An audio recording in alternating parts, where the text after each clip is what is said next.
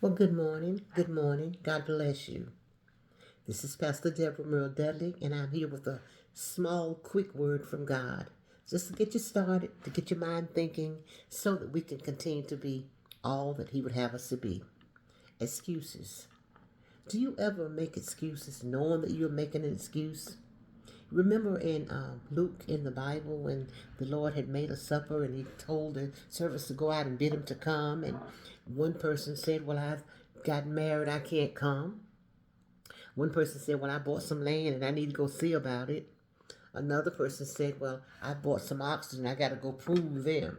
They made excuses, things that they could have put off, things they could have done before, things that really was not as important as answering the master's call. Are you in that category this morning?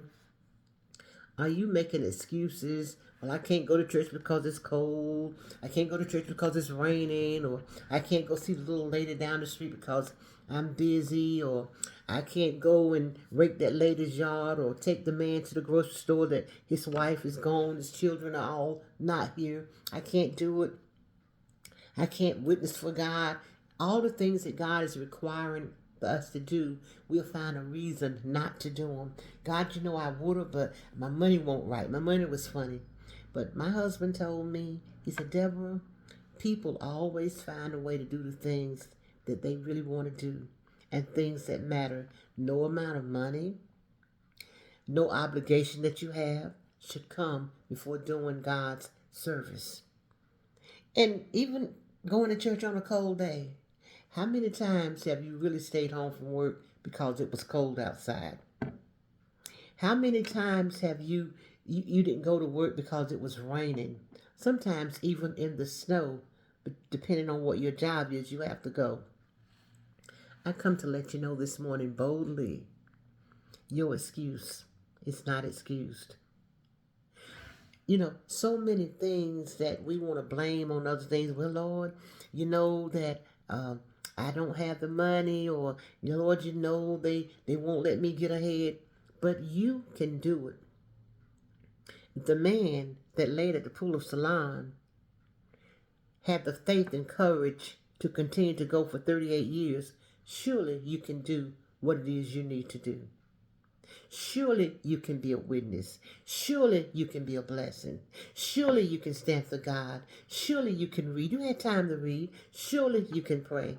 Surely you can fast. These are the things that God is requiring of us. He is requiring that we simply give Him our best. He's not looking at the person to your left or the person to your right. He wants your best. He wants to bring out the best in you. Will you give God your best? Don't look at, well, Lord, you know I used to do this or I used to do that. What about Rahab? Rahab. She was an harlot. He used her.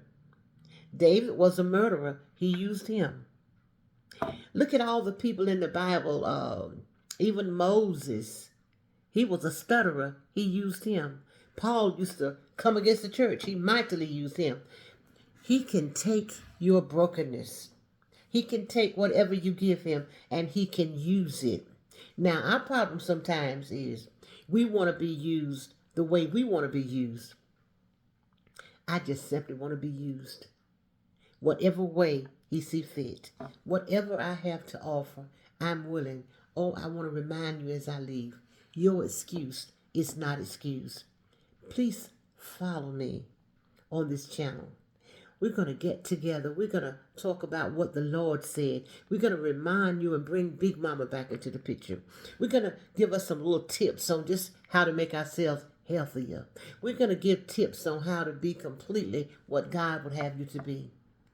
Not going to come yelling. I'm going to always come in a soft way because God answers us in a soft way. In fact, the Bible says that a soft voice turns away wrath. God bless you. I love you tremendously. Have a blessed and amazingly beautiful day as you blossom right where you are. God bless you.